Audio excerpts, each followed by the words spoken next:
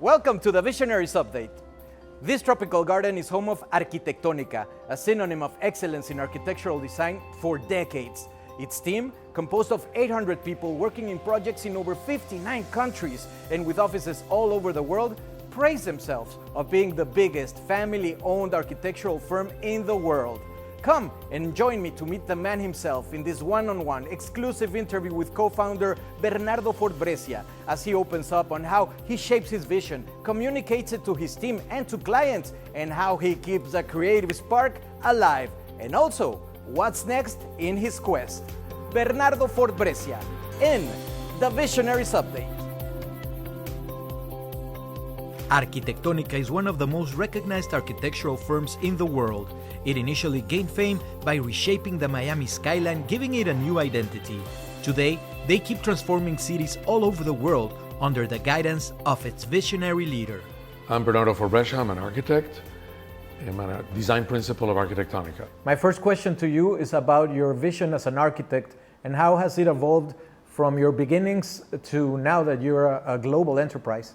Every place is an inspiration because I'm dealing with different kinds of people, different mindsets, different ways of living. In a way that keeps the flame alive. You are always seeking a new solution because every project is a new challenge. Continually trying to be creative and not repeat yourself. You cannot repeat a place, therefore you cannot repeat the solution. How do you define in a few steps your creative process? It's very difficult to explain an inspiration. People tell me, how long does it take you to come up with an idea? Buildings are essentially a physical representation of an idea, not a style per se. And really, I always think it takes me a minute, except I don't know when the minute arrives. You know, yeah, and you think a lot, and you test, and you wonder, and sometimes suddenly you realize I've been wasting my time, or I didn't know what I was going to do, and now suddenly, obviously, there's a way to solve this design, and so I can't tell you because the process can be long or short. It's very difficult to predict when your mind suddenly realizes this is the way to go. You know, some people are born really good at music. They can play violin amazing. I can't. You know, actually some people can actually cook really well. I have no idea. I'm terrible. But I can sketch pretty accurately to scale if needed. And that's, I think I can translate a conversation into a sketch. It could be a conversation with my team in another location in the world who's telling me things that they have discovered in their analysis, or it could be a client talking about what the needs of the project are, and I will be essentially a translator, like translating a language. Maybe I can translate it into a layout or an image or a form or a functional solution, doesn't matter which one. But that's what architects do. In your experience, what would you say is the biggest challenge in communicating those visions to your clients and to your own team? Well, let's face it, I could have misunderstood something, you know, and maybe didn't get the gist of it in the first meeting, and I could have missed out on something. Or it could be the opposite, that the client may not get what I'm trying to do. And then it's my job to explain it and to justify it the best I can. And if it doesn't work, it's not that I run out of ideas, okay? I'll find more than one way to skin that cat. I mean, there's more than one solution for a project. People sometimes say there's only one way of doing it. Not true, actually. Because if there was only one way of doing it, buildings in China would look like in France and would look like in New York, and they don't. You know, there are many ways of solving the challenge of a building design that could relate to the place, and you may have not totally gotten it, but believe me, I have another one up my sleeve that I'll come up with. Many experts say that being charismatic is one of the main characteristics of a leader like yourself. Are you a charismatic leader? Well, first of all, it's not for me to decide if I'm charismatic or not. Other people decide that. All I do is I express myself directly. I tell people what I'm thinking about, and I don't scheme anything. I just speak out, you know. And if people think that's charismatic, being direct, maybe that's what it is. But I'm not shy about explaining what I do. I think we can't expect everybody to read into a drawing what the content of a drawing is, or the vision of a drawing. So my duty is to be a communicator and explain why I'm proposing what I'm proposing. And sometimes the passion for the solution comes through, because if you believe so strongly in what you're suggesting, generally you'll express it in some passionate way. And some people think that's charisma. When you work with cultures different than yours, how do you translate your ideas to their values? There is such a thing as cross-fertilization. There could be new ideas on how people are living in Asia, or what people are consuming in the Middle East, or what innovations are happening in Europe, or even within the United States, what's out there in California or New York versus Florida. And actually, one of the things our clients like about coming to our firm is that we bring information of what trends are happening in the world. And something that, because development is so local, they may not have access to what's happening across the ocean or across the country. And we are the source of information that is not necessarily available, because remember, the architect is a first phone call, and you're working on a project way before it's actually completed. So by the time somebody goes to visit a project that is completed, it's been a long time since the idea was originated. Yes. But if we are working in all these places, we have an insight in what are the trends, what are the societal transformations that are happening around the world that could someday arrive here. Vice versa. They love that we are based in the United States, because people in Latin America, in Asia, in Europe, they want to know what's up in the United States. Yes. And so that cross-fertilization category that we bring is something that has been one of the biggest movers of our position in the world as architects. Having such a broad line of work in your portfolio, what would you say is a main characteristic that you find in all of the projects that you do? Well, we were, since the beginning, anti-style. We hated the word style. And actually, we had studied architects that their whole career had a style. And we admired them, and everything was fantastic, but as far as the imagery, but we thought the notion of style was not for us, because we felt that time and place affect what you design, and therefore time and place will create a continuum of approach, but not style. So we take an approach to the design of buildings, but we're not fixated on a color scheme or a certain materiality, or it's not that everything has to be curved or angular or rectangular. No, we begin with an open mind, and whatever we think is the right solution is what we propose. As we started the firm, we were against the notion of the architect as some kind of star. Yes. To the extent that, notice, we didn't put our names on the company. We put a very abstract name, Arquitectonica. It actually has served us well also in the growth of the firm from 2 points of view.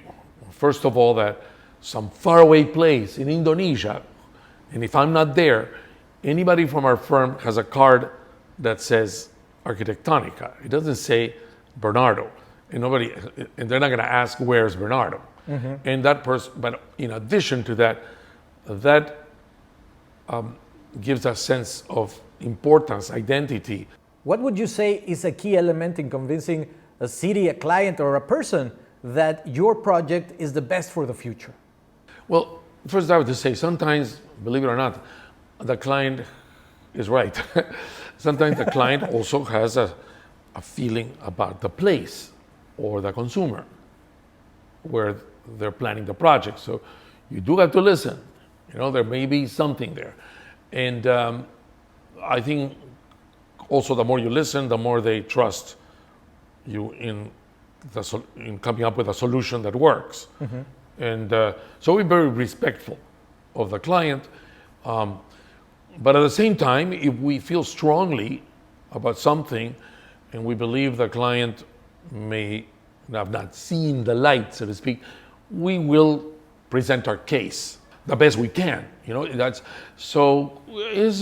a balancing act, between listening and trying to be convincing. But we are known for our ability to be flexible and react and navigate the situation. And I told our staff that that's how they have to think. You speak a lot about listening. It makes me wonder if humbleness is part of being a leader. I hadn't thought about the humility component, but I do tell the staff in the firm that's pretty important that they are humble when presenting projects. Never praise ourselves of the solution. You just present the project factually and let others tell you. You can't say, just wait till you see it. It is a great project. That's sort of like, wait a second, your laudatory statements are not good. So it is, we present the facts and people can judge. So maybe that's humility, maybe, but whatever it may be, that's our approach. What tactics do you use when encountering resistance to your ideas?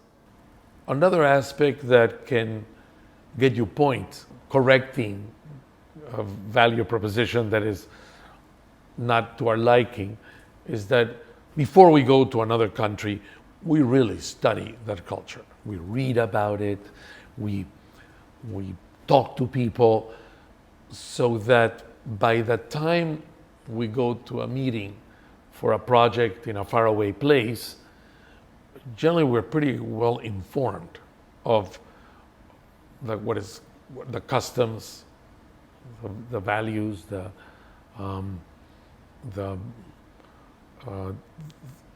anything that is defining the way people think or that people live. So during a meeting, we will be conversant on the subject and of their place. And that shows that we respect them. And generally, if we show that we respect their culture, then they reciprocate and they also respect what we propose. So it is a give and take. Now that you mention other cultures, you're from Peru, a Latin American.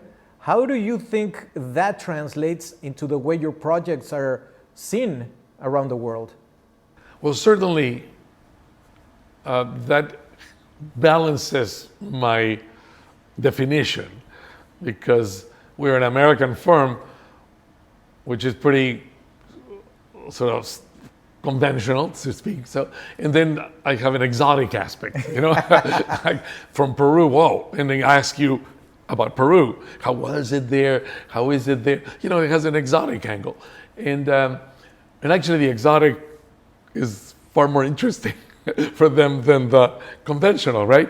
So, yeah, they're sometimes surprised all the way from Peru, and I'm doing something in the Far East, you know, or the Middle East, or does it give you a sense of pride?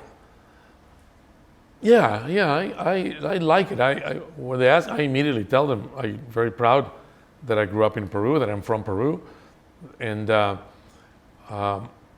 like the idea of hopefully helping the reputation of my country. You know, it is, and I tell them things about Peru. I actually have clients who've gone on vacations to Peru because I told them about Peru, and I'm telling you, several. I'm not talking just one, like a lot. I've been to Peru on vacation to visit all the sites. They send you selfies. Yeah, exactly. You have around 800 people working for you. How do you implement your philosophy, your values, and your ways of design in all of your team? Well, first of all, I don't really have a real office. You know, my office is a table that is open.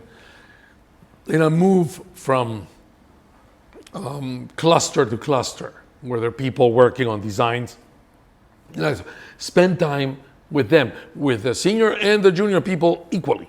Okay, they are all participating around the table, so the young people can see how things are evolving. And frankly, some of them have good ideas. You got to listen to the young people. I, at one point, started this business at age 24, you know, so why not? They could have something to contribute. So I don't, it's not that I only meet with the top guy in a group. I meet with everybody. And I think that maybe that energizes the teams. But also there are some pretty good designers in each one of these teams that have a lot of good ideas. And I listen, and I'd like to hear what ideas they propose. It's not just all myself. How do you maintain focus in short-term projects and long-term projects when you're juggling such a large amount of work?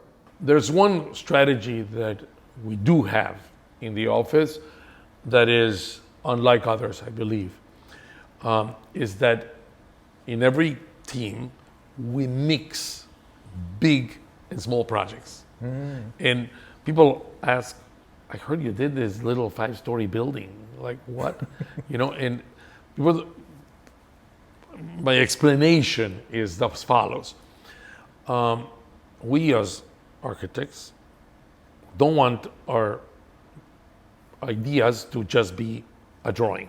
We love to see it built, visit it, and feel the construction, feel the completion, see the results. And if we have a team that only works for years in a huge project that could take 5-6 years to put together millions of square feet, that satisfaction is very far from happening. And we throw into that same team a little project that could be ready in a year, in 18 months. They see it. And also, sometimes there are details in a little project that could help you for the big project. So the mystery of why a firm of our size has small projects that people understand, why are they, I can't believe they're doing that. And it's because we like that balance. Also, I don't want our architects to get their heads too big that, oh, I only do important big projects. That's not good. You know, you got to bring down to earth. Yes. They should, in the small project, brings them down to earth of the importance, the equal importance of a small project. And what is your philosophy regarding respecting the individuality of each of your employees so they feel important, they feel represented in your projects? Unlike other firms of our size, which are maybe individual partnerships and profit centers, we are one. So if somebody needs help to make a deadline for another project or to develop the plans on another project, they all pitch in. Mm-hmm. If I mean, this weekend, we have a deadline on Monday in Virginia, and we need help to finish up the presentation and put it together in beautiful graphics. And we're running out of time because we're still designing. So Hong Kong on Sunday night, which is their Monday, is going to finish up the presentation and send it back for the team in New York that is working on that project. Obviously, they're not going to design it because they don't know the project, but they're going to make it look amazing. And they'll feel part of it. And they're going to learn, because when you're putting together a presentation, you inevitably are analyzing it. An architect is not just going to do some coloring and lettering. No, they're going to look at the drawings and they're going to find it interesting. Yes. That how is it that they're doing this in New York? Mm-hmm. It also makes them feel part of the total firm. What is your favorite challenge? I personally like adventure. I have no problem traveling to any exotic place. Okay, I love it actually. And maybe that explains why we worked in so many places. I've been to every place, every country where we have built a project, and that's 58 countries. Wow. And I don't have a problem going there. In fact, I enjoy it. I really love discovering a new place, and that discovery helps me discover myself and discover a new solution. And maybe that's why the projects are diverse, because I'm being affected by what I see, what I hear, and traveling to a new culture in my book is a lot of fun. And how important is it for you that these challenges aim to generate good for your community or for your firm? I think our architect goes into the profession to help society as a whole, right? This is not going to business school, or this is not going to some other field. It's like a doctor, you know, you're there for everybody. And I think most architects feel that the profession is about helping society and creating a better place for everybody. I'm going to throw you a curveball. There's a documentary by Arnold Schwarzenegger, which, as you know, is successful in many different areas. And he says that he climbs each mountain only to see the next mountain to climb, and he doesn't see the mountain below him anymore. Do you share this view? It's not that we had this mountain that we wanted to climb. We just kept climbing and ended up there. But it was not an ambitious firm. We got a project, we did the best we could, we worked as hard as we could, we did our job the best possible way. And I know that there are firms that have so-called strategic plans, you know, we're going to do this, we're going to do that. We don't. Now, having said that, once you get a taste, for example,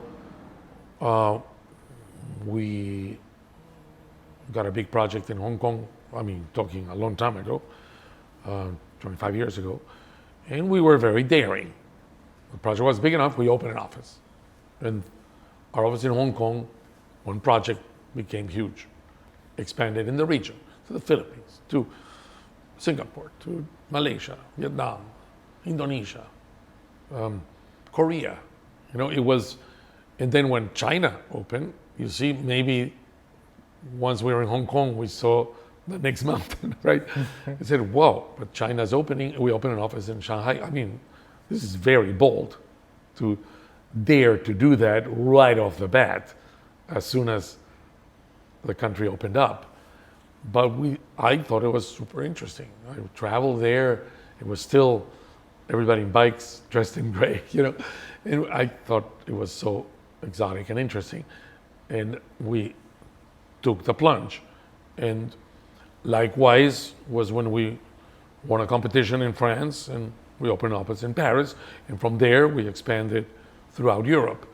So yes, once you have one a foothold, then that footprint may expand. What do you think of artificial intelligence and the role it's playing in architecture and design? I don't know enough about artificial intelligence, but in a case that I know, the project looks like things that were done before, because it can only learn the thinking that already happened, but can it really predict the future? So maybe that will be possible, maybe that is possible, I don't know. But clearly in one case I've seen, the building looks like a hybrid of multiple previous projects by an architect. But if the architect was a real one, it would have evolved into something else, not copy itself. So I wonder how artificial intelligence can replicate future thinking and future ideas and creativity. It certainly can pick up on existing solutions. And as the name implies, the Visionary Update, we're trying to update people on what your next vision will be. What is the next vision for Bernardo Ford Brescia? Always worked under the premise that the vision was there's still something more we can do. And there's something more exciting we can do than before. And there's a new place out there that we haven't been there yet that we can look as a next frontier. So when you don't have brackets that are defining your world and your scope, which we don't, we're totally open, the notion of having a vision is a lot easier, because if something comes up, we're going to react and go for it. And I think that's really the way the company operates. And as I said at the beginning, there's no grand plans, but there's no limits.